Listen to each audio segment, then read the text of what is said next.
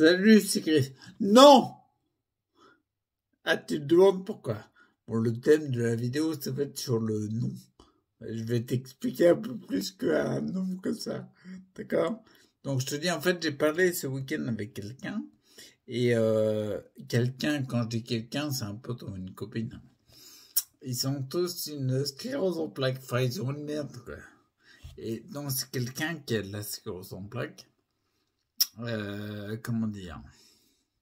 Je vais te parler de la personne après. Je vais te dire, pour moi, en fait, il y a un truc qui m'a vachement aidé. Comment dire? C'est le fameux non.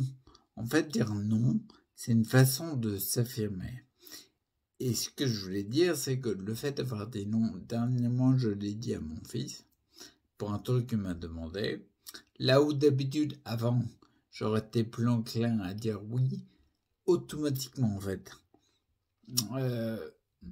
Un oui automatique, en fait. Là, c'était un non conscient. Je l'ai déjà fait pour ma mère qui m'a accompagné au début. Et là, je l'ai refait pour mon fils.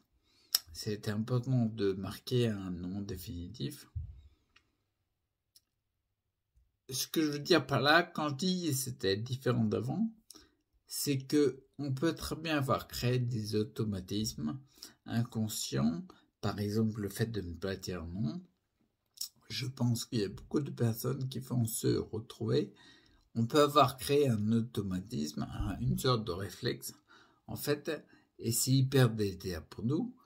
On le sent comment? On le sent vachement quand on arrive enfin à dire non à quoi que ce soit. À dire non, en fait, c'est une façon de s'affirmer, et on se sent mieux. Et là, par exemple, dans mon cas, c'était le cas. En fait, le fait d'avoir dit non, d'avoir marqué une forme de limite sur quelque chose, je me sens vachement mieux. Et tu vois, je sais bien qu'il y a beaucoup de paramètres à prendre en compte. Tu peux faire des efforts sur l'alimentation, pratiquer le jeûne, ce que tu veux. Si ça, c'est pas une chose sur laquelle tu bosses, peut-être que c'est l'élément le plus important chez toi. Je sais bien que dans une vision uniquement mécaniste, comme beaucoup de médecins peuvent avoir, on ne le prend pas en compte ça. Mais c'est un élément hyper important. Tu n'es pas que de la mécanique. Tu es un ensemble de choses, tu as des émotions, des sentiments. Et il se trouve que ça aussi, ça fait partie de ta problématique, entre guillemets. Tu ne peux pas résoudre les choses qui sont liées au psychique ou à l'inconscient avec de la nourriture, des médicaments, ce que tu veux. C'est pas possible. Tu es complet, tu as un ensemble de choses. Forcément, tu as besoin de bosser sur l'ensemble de choses. Et par exemple, tu vois, le réflexe de ne pas dire non, en fait. Comment dire? Je vais te le dire vite fait. En fait, c'est un programme inconscient. Imagine-toi, comment dire, on est un peu comme des téléphones, en fait. Il y a des applications dans le téléphone. Il y a une partie physique, hardware, et une partie plus psy, software. Pour nous, c'est pareil. On a du physique, on a du psychique. Et quand on est gosse, en fait, je rentre pas dans les détails, mais il y a une partie, il y a un âge sur lequel on remplit beaucoup de choses. On écrit les programmes qui vont nous profiter ou pas dans la vie, qu'on va lancer en mode automatique plus tard. Pour une raison X ou Y, le fait de dire oui a été plus facile à un moment donné. Et en fait, on a oublié de dire non. Et on a pris le réflexe, parce que le programme a été créé plusieurs fois, on est repassé dessus. Par exemple, gamin, on peut très bien avoir ressenti le fait que dire oui à tout, quelque part, on se sentait aimé par les parents parce qu'on était gentil ou machin, et ça nous a fait du bien à une époque. Moi, je parle pas de croyances un petit peu, mais on parle souvent de croyances limitantes. Ta croyance, elle n'est pas limitante, elle est ressources neutres ou limitantes, mais obsolètes, quoi. Là, par exemple, cette croyance-là, ce programme dans l'inconscient, je veux dire, il est, comment dire, il est obsolète. Parce que le fait de dire oui à tout, c'est néfaste pour toi. Et là où je voulais marquer le fait que, en effet, on peut faire des efforts dans plein de domaines. Mais si on résout pas ça, ça change rien.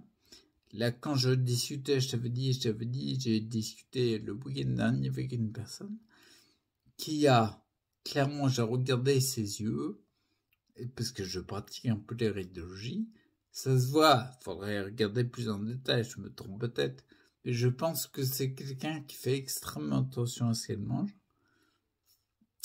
La personne fait hyper attention, je suis sûr qu'elle pratique le jeûne et tout, c'est nickel, ses yeux sont nickel, il n'y a aucun problème au niveau organe. Il faudra avoir plus de détails, mais je pense qu'il n'y a aucun souci.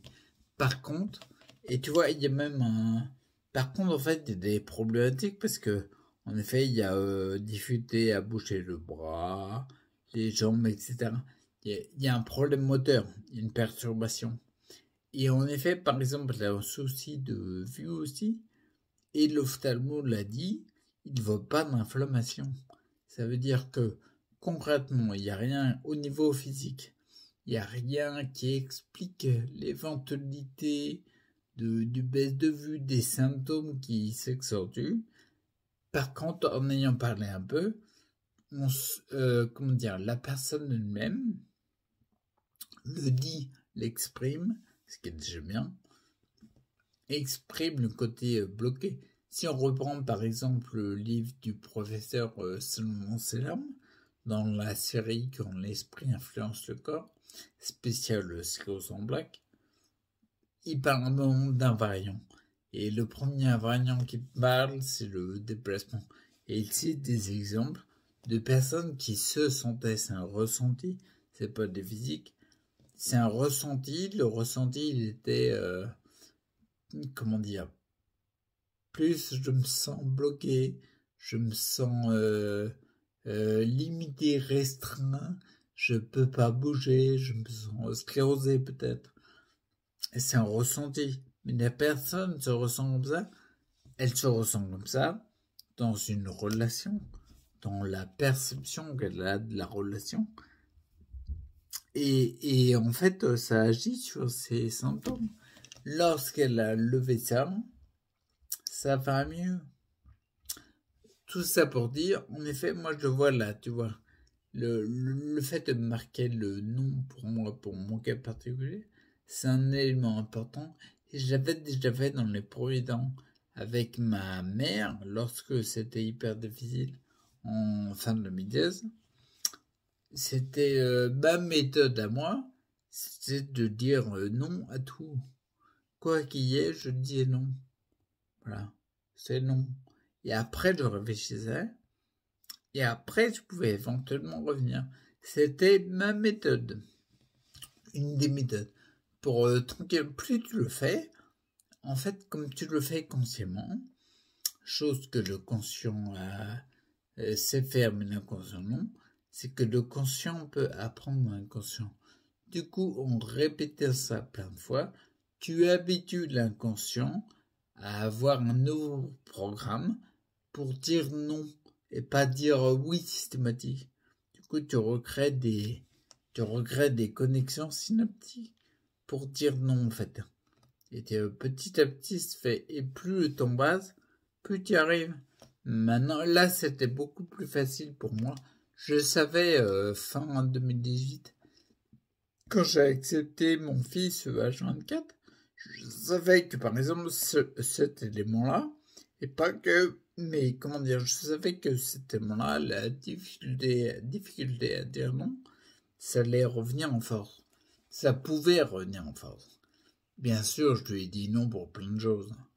Mais là, en tout cas, c'était plus marqué.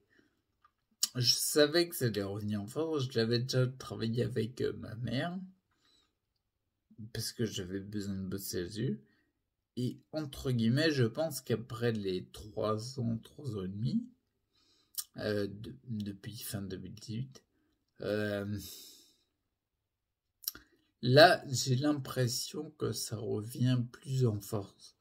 Les choses sur lesquelles j'ai bossé, notamment avec ma mère, il y a eu une forme de pause, je parle de stagnation, pendant la période où mon fils avait besoin d'aide et je voulais le faire.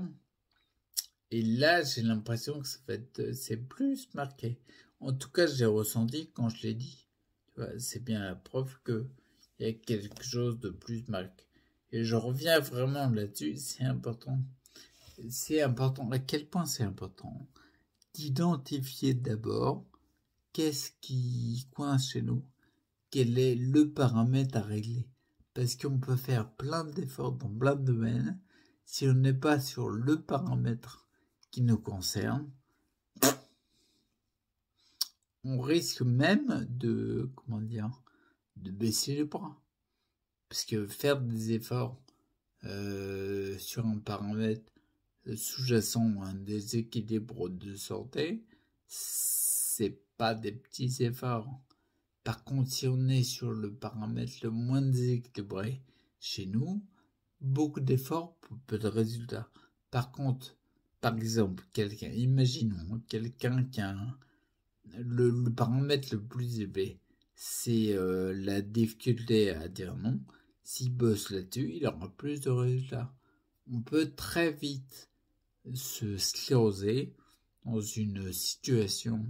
J'ai pas de solution aux situations. Je pense que c'est bien que c'est important que ça vienne de nous-mêmes. Et on peut se scléroser dans une situation qui ne nous convient pas. C'est un inconfortable confort, en fait. Parce qu'on a quelque part, presque on pourrait dire ça, ça peut être difficile à entendre. En tout cas, il faut qu'on change. La vie nous amènera toujours des situations pour qu'on change là où on a besoin.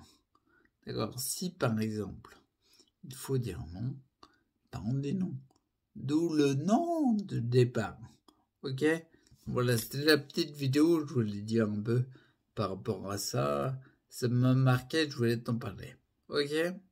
Et puis, n'hésite pas, ce week-end, je crois, il y a la formation Ouvre les yeux gratuite, tout est disponible dans la description. J'ai remis les vidéos que j'avais où je parlais d'Hippocrate. Ça fait du bien, c'est des principes. Non, mais c'est Hippocrate quand même. C'est pas n'importe qui. Je ne parle pas de Nicolas Jardier ou je sais pas quel président. Non, c'est Hippocrate. Là, c'est assez sérieux. Et vraiment, ces principes, ils sont hyper simples. Mais c'est, dans tout ce que je fais, je cherche toujours à ce que ces principes soient respectés. C'est hyper important pour ta santé. Ok? Je te laisse là et je te dis à bientôt. N'hésite pas à aller faire un tour sur le site. Ok? À plus.